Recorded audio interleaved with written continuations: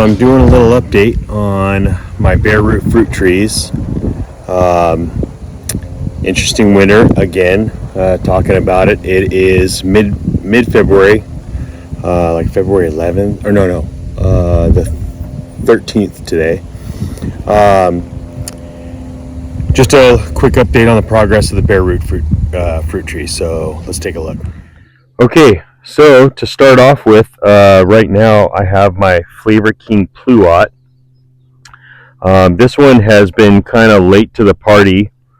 It's a late ripening variety, and so there's not much to report on here, but there's a few locations that are actually starting to swell. One is right here. There's a little green bud right here and a little red one. So this thing is just barely starting to wake up. So this one, not too much going on. Over here, this is our Spice Z Nectaplum. I planted this about a month ago, and it's been, as you can see around, I mean, it's really nice outside here in San Diego. Wintertime, but it's still super nice. It's about to change in about a day or two. It's supposed to get cold for a good week or so, but not cold enough to affect it. So this is a Spice Z Nectaplum. This one has put on all this growth. Like I said, I planted this about a month ago, and this thing is already just going absolutely nuts. It's been flowering. It's got these nice little pink flowers right here. You want to take a look at this?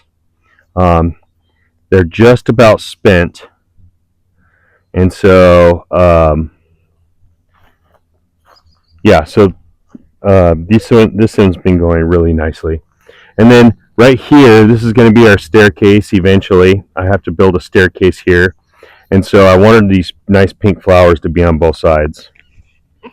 Right here, this is a Double Delight Nectarine.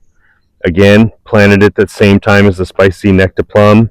It's got some nice new growth, new flowers. I'll be breaking off any fruit that it tries to put on this year. If it tries to set fruit, I'll just break those off because it needs all its energy to go into growth this year. Over here, if you look closely, this is a Santa Rosa plum. I mostly planted this for a pollinator. I know the fruit is good as well, but the main reason why I planted it was as a pollinator. If you look right here, we have a little ladybug right here. That's a great sign. The ladybugs will just scour this thing for any little bugs, and it'll eat any of the little bugs that go on it. So I'm really excited to see that. Right here, I grafted on a Santa Rosa plum. One of my old neighbors, they had a Satsuma plum. Sorry, they had a Satsuma plum, and so I told her, I said, hey, I will prune your tree for you if you let me have those cuttings. And so I took this cutting, grafted it on, and we'll have to see how that goes. But I just did it a couple days ago, so it'll be a little while before that actually happens. Oh my gosh. The cat literally jumped from that road and did a header right into the tree. Look at, she knocked the freaking flowers all the way over to here. She knocked all the flowers off just now. What a spaz! Oh my gosh! Literally jumped like 6 feet face first into that little tree. It almost sounded like she broke it. Stupid cat. Dang it. Anyways. Right here, this is a Sweet Treat Pluary. You get these stupid little snails in here. So a Sweet Treat Pluary, it's put on a lot of nice new growth, so it's really happy. This one is smart enough to know, hey, I shouldn't flower or try to make fruit right now. I just need to grow. So this one is looking good so far. Up here, we have, this is our, the weeds right now are just insane. This is a Blenheim apricot. This was from, I've had this for a couple years. So this one is well established. It grew a ton of apricots last year, and the squirrels got them all. So this year I got to do a little better job protecting them. It's still sleeping, thankfully, because it just finally lost all of its foliage. And so I'm excited to see that this thing is fully dormant right now. And I'm hoping this little cold spell that's coming will keep it sleeping for a little while so it can rest. This right here, this is our this is a persimmon, a Fuyu persimmon, and this one I put in the ground about 2 weeks ago, and little buds are starting to swell all over it. So this thing's going to be waking up soon. And this one doesn't even need to, because this is a super late variety. So this will, around here in San Diego, this will fruit probably in December. This is our Fuji apple. Best, I've had Fuji apples at the store, but this one is just incredible. I don't know what the deal is with this one. This one is just unbelievable. Best apple I've ever tasted in my entire life was off of this last year. Yeah, great variety. And it's as dormant as I think it's going to get around here, but it still puts on fruit, so not too worried about it. Any of the leaves that I feel will come off, I try to strip them off, so it can kind of try to reserve its energy and sleep, but it's not doing it too well this year. Okay, going down here.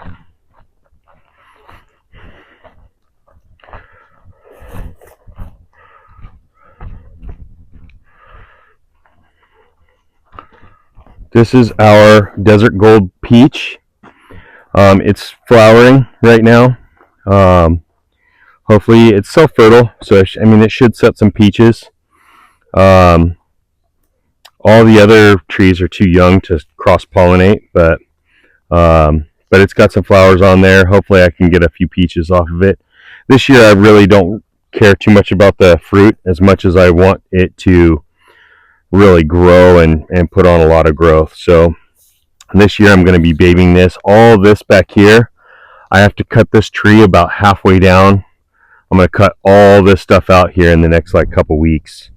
That way this thing's getting plenty of sun and it can really take off.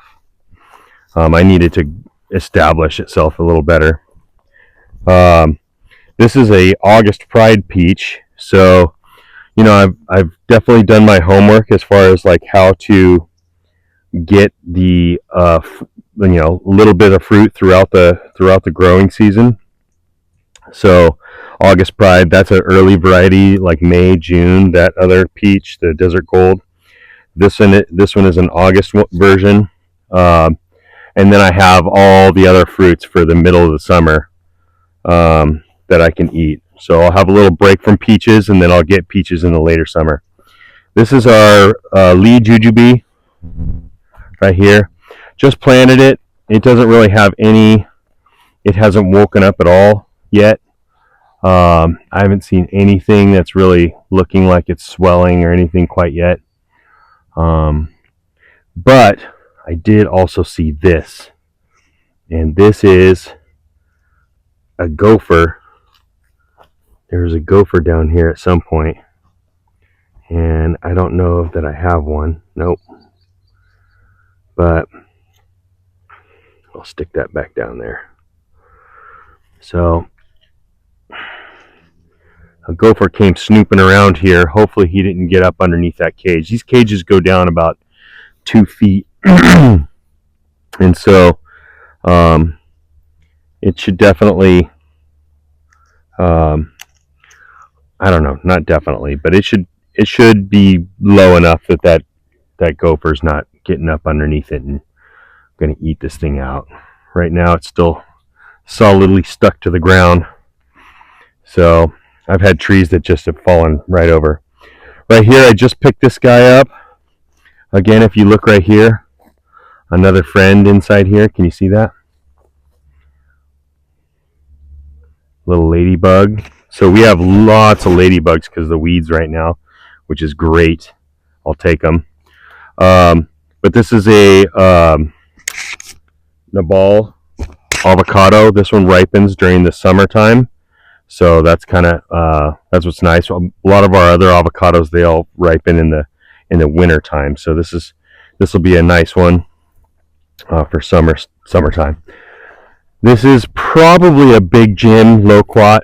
To be honest, I'm not sure what the variety is, but when I tasted it, it tasted just kind of, I've only tried one because it just is the first time ripening, and it has some really good fruits on it, but they just taste like your standard loquat. I've had different varieties before that were really good. But yeah, we've had this one in the ground for about 3 or 4 years. And then over here, we have our Mini Royal and Royal Lee cherries. Both these have been doing amazingly. They're both putting on tons of new growth. So super excited about these guys. They both look great. Doing really well. So yeah, these are both, all that growth is all from recently. If we come over here, we'll go on a little walkabout. Over there we have a bunch, all of our avocados, and we have some passion fruit over there. Oh yeah, and this is our sumo mandarin right here. So these ones are almost ready. This one is ready. Basically fell off. So these are actually good fruits, but the tree itself needs a lot of help. If you can look right here, the leaves are just all covered in that Black City mold from the honeydew from all sorts of insects. So I need to cut that tree way back. Over here we had, I think it's a Valencia orange, and all that over there, that big black, brown, that was all rootstock that had grown up. And if you look at the spikes on that thing, they're incredible. I mean, just 2-inch long spikes coming out of that thing.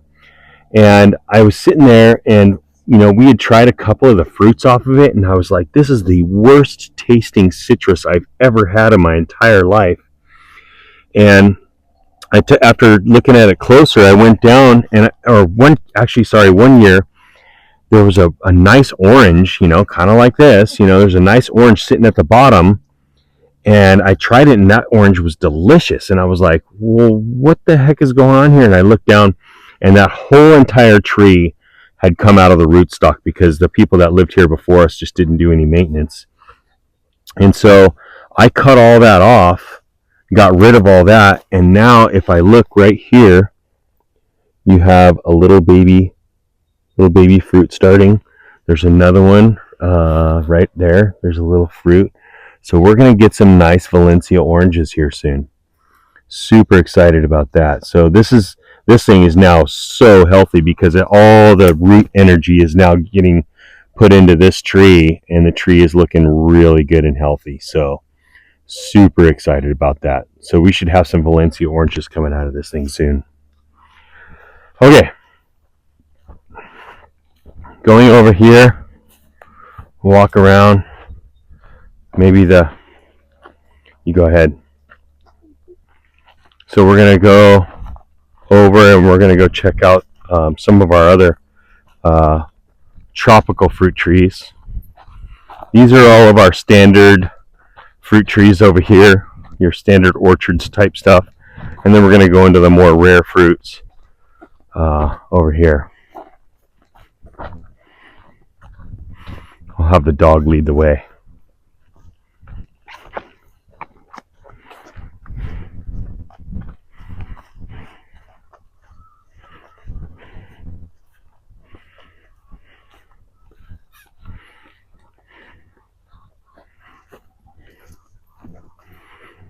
Okay, so up here, we'll start right here.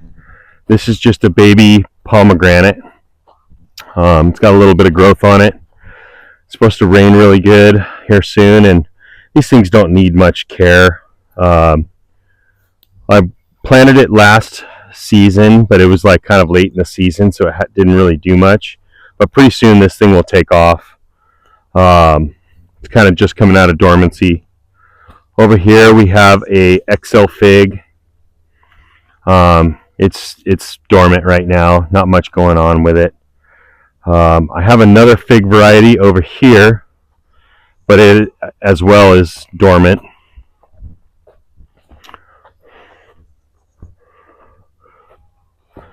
And then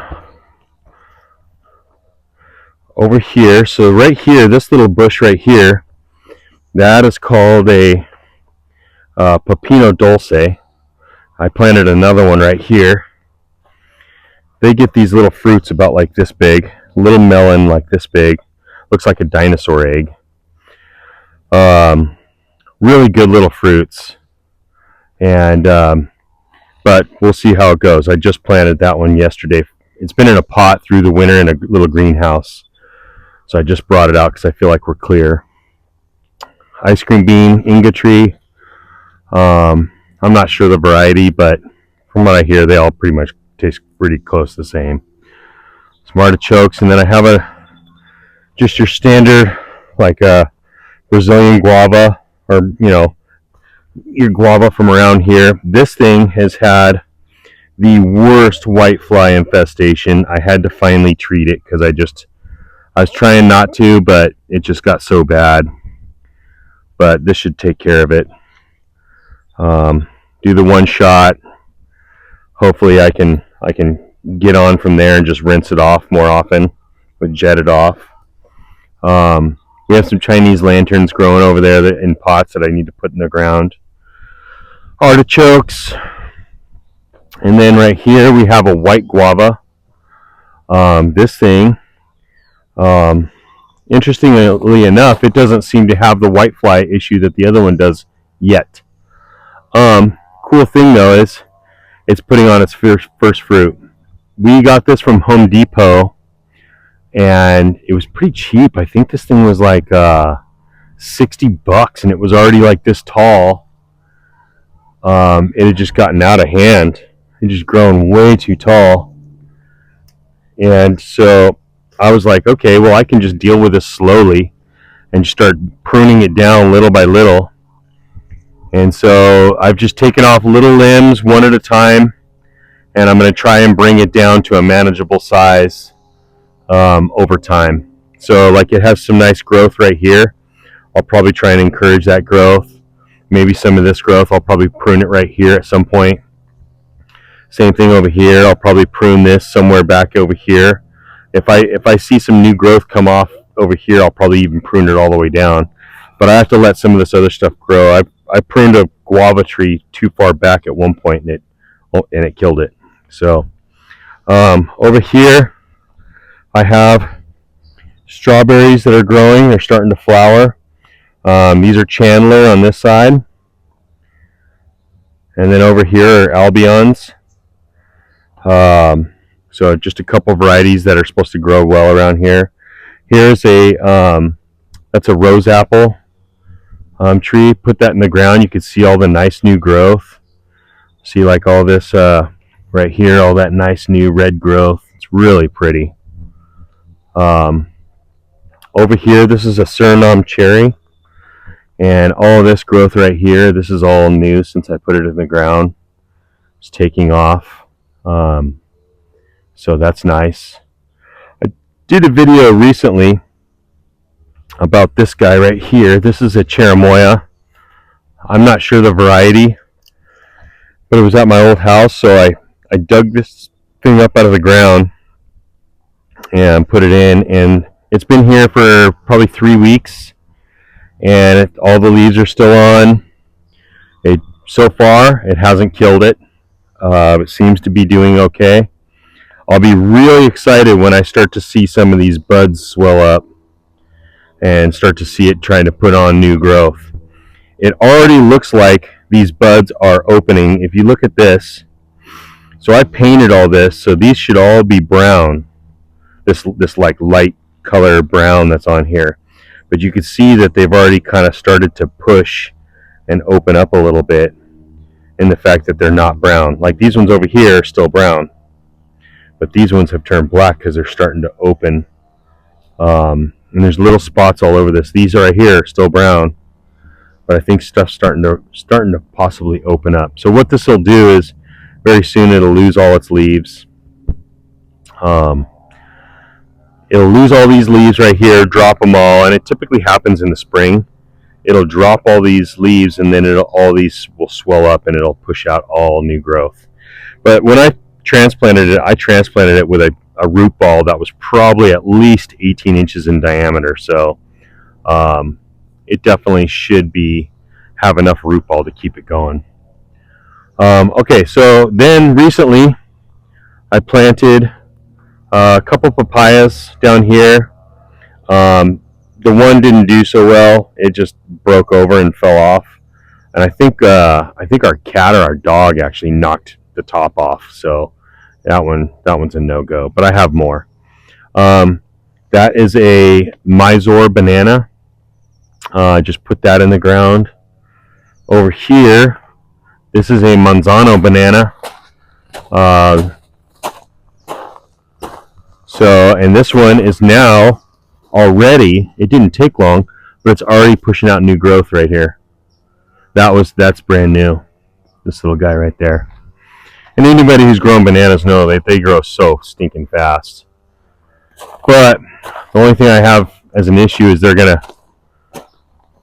to it's going to get really cold, and so all these things are going to not like it.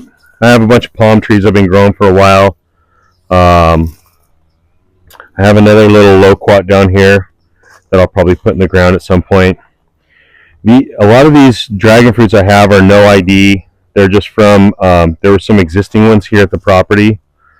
And so I'm growing them out to see what they're like. This one is a Connie Meyer, but the snails completely ate it. So we'll see if I can get some growth out of it. I'll probably take a cutting from that new growth, and then because I don't want the bottom of my dragon fruit plant to be this, so I'll wait till it gets another section wherever it grows, maybe here, and once that section gets to the right age, I'll cut it off, and then I'll plant that as a new plant. This is a really pretty palm tree. It has these nice, really bright yellow branches, and when they first come out, they're kind of yellowish orange when they first come out. Here's one kind of doing it right here, and it gets these like nice colors. It's really cool. It's a Dipsis arenarum. So really pretty palm tree, and I'm going to put that one right here eventually. This one's from our front gate. This is a physical graffiti, letting it grow up. It's got some nice new growth happening right here. Let's see. Right here is a Tricia. And then, like I said, most of these they're along our fence line. And so I'm growing them up. I have them numbered so I know which one is which. See, like this is number 4. Number 1.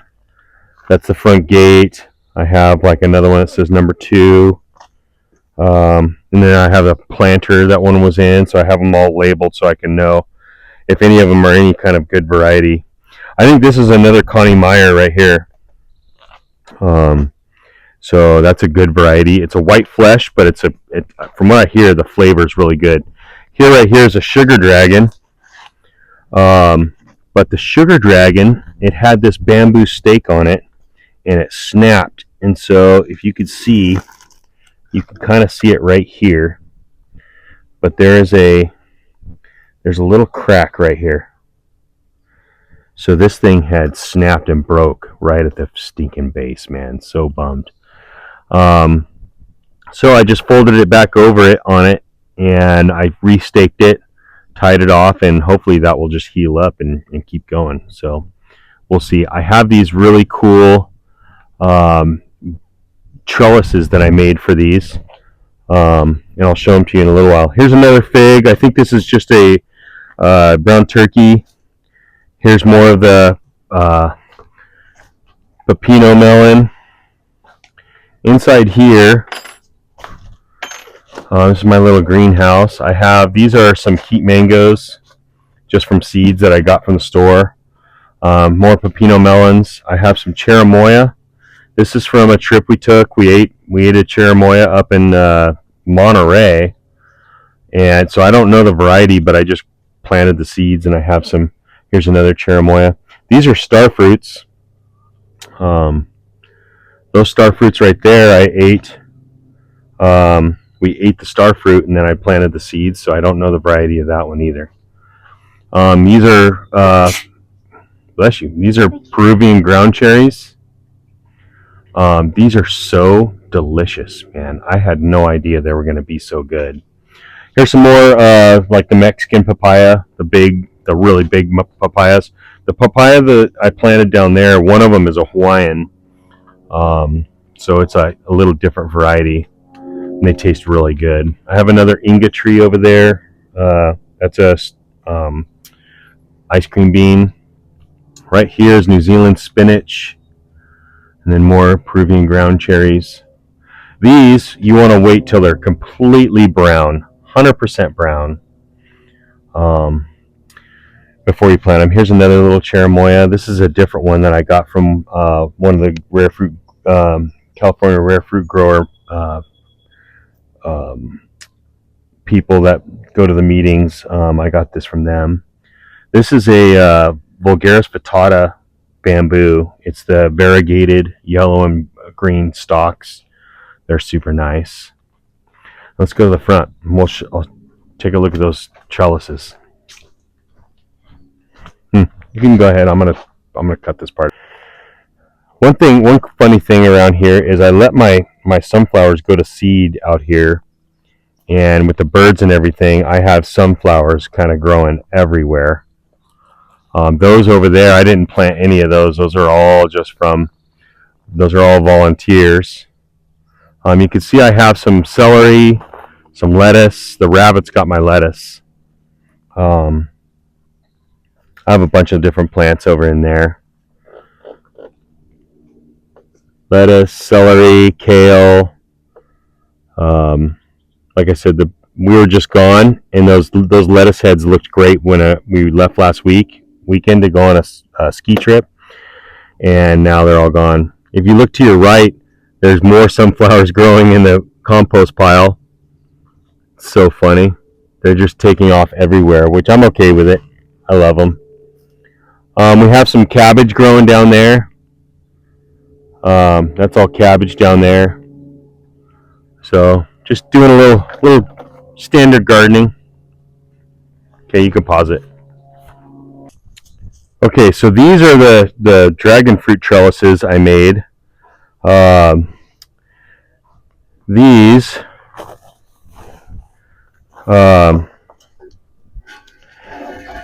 are made out of galvanized steel, and so what I'll do is I'll take this guy, and this one doesn't have the wrapping, but I wrapped it in plastic just to keep it fresh before I put on that this fiberglass coating on the outside, and this will help preserve the bottom of it in the soil.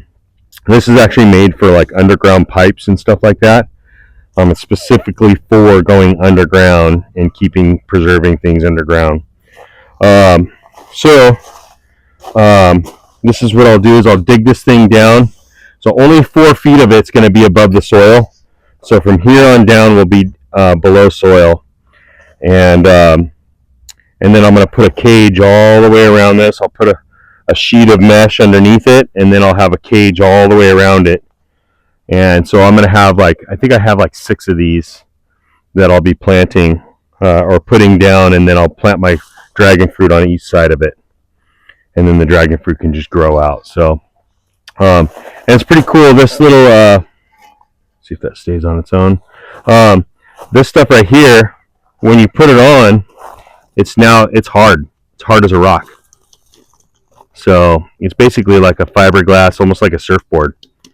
So